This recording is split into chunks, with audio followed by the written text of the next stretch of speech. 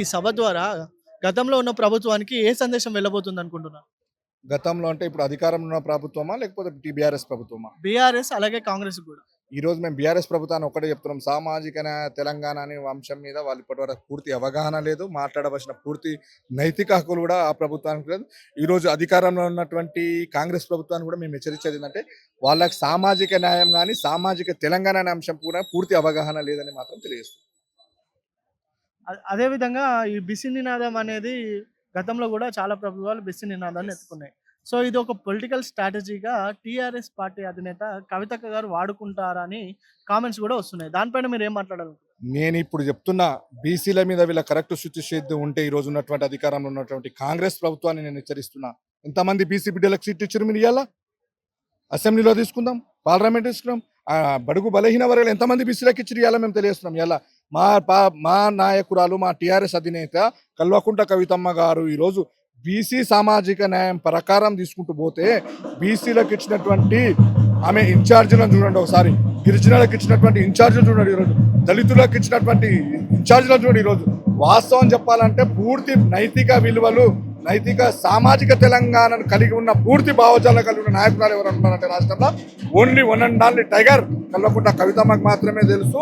కల్వకుంట్ల కవితమ్మ నేతృత్వంలో పనిచేయడానికి యావత్ తెలంగాణ ప్రజలు ఉప్పుగరుగుతున్నారు. ఈరోజు తెలంగాణ ప్రజల పూర్తి బాధ్యత కూడా తెలంగాణ ప్రజల యొక్క మనోభావాలు ఈరోజు దెబ్బతినే విధంగా ఉన్నప్పుడు కూడా తెలంగాణ రక్షణ సేన, తెలంగాణ కల్వకుంట్ల కవితమ్మ వాళ్ళు చదువు.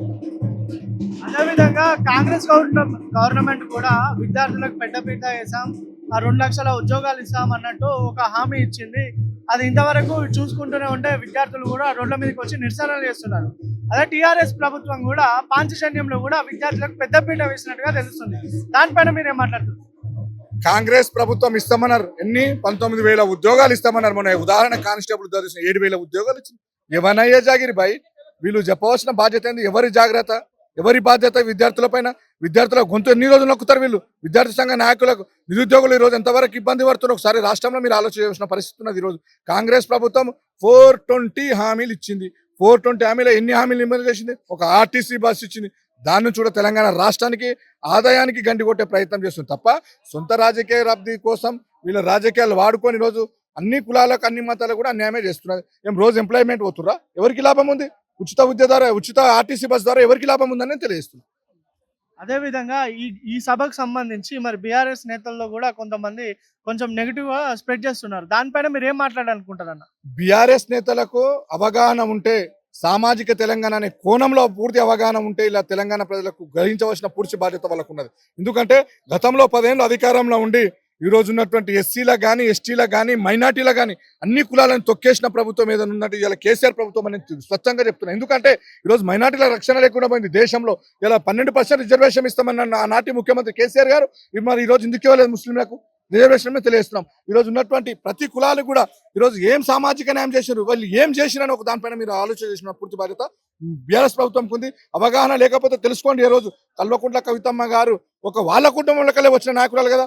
ఇలా ప్రజల గురించి కానీ, ఎస్సీల గురించి కానీ, ఎస్టీల గురించి కానీ, బీసీల గురించి, మనం వీళ్ళ గురించి పూర్తి నైతిక హక్కులు బాధ్యతతో కలిగిన నాయకురాలు కాబట్టి ప్రజల కోసం అన్నిత్యం పోరాటం చేస్తున్నారు. వెలుగుమెట్ల తీసుకుందాం, ఇలా వికారాబాద్ తీసుకుందాం. ఏం పోరాటం? ఆ పోరాటానికి ప్రతిఫలం ఈరోజు అక్కడ ఉన్న రైతాంగం ఇలా ఆనందపడాల్సిన పూర్తి బాధ్యత తెలంగాణ ప్రభుత్వం పైన ఉన్నది. ఈరోజు ప్రభుత్వాన్ని వ్యతిరేకిస్తున్నామంటే దాని ప్రభుత్వం చేస్తున్న వైఫల్యాలని మాత్రం తెలియజేస్తున్నాం. ఈ సభ ద్వారా కాంగ్రెస్ గవర్నమెంట్ లో మార్పులు అనేటివి వస్తాయని మీరు ఊహించుకుంటున్నారా? 100% దున్నపోతు మీద వర్షం పడితే దులుపుకొని పోయే రకం కాంగ్రెస్ ప్రభుత్వము.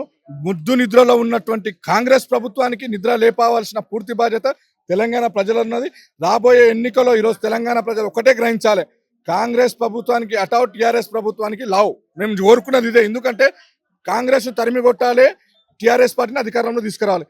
ఇదైతే తప్ప రేపు పొద్దుగాల జరగబోయే ఏ ఎన్నికలు కూడా మనం సాధించవలసిన పూర్తి బాధ్యత సామాజిక న్యాయ పాంచజన్య కార్యక్రమంలో తీసుకుంటే కూడా మనం సాధిస్తాం, లేకపోతే సాధించలేము. కాబట్టి ఈరోజు కాంగ్రెస్ ప్రభుత్వం అవినీతి పాలన, ఎక్కడ చూసినా స్కాములే. గతంలో స్కాములే, ఇప్పుడు కూడా స్కాములే. ఎవరు డబ్బులు ఇస్తే వాళ్ళ డప్పు కొట్టేటువంటి ప్రభుత్వం ఏదైనా ఉందంటే కాంగ్రెస్ ప్రభుత్వం తెలియజేస్తుంది. ఓకే.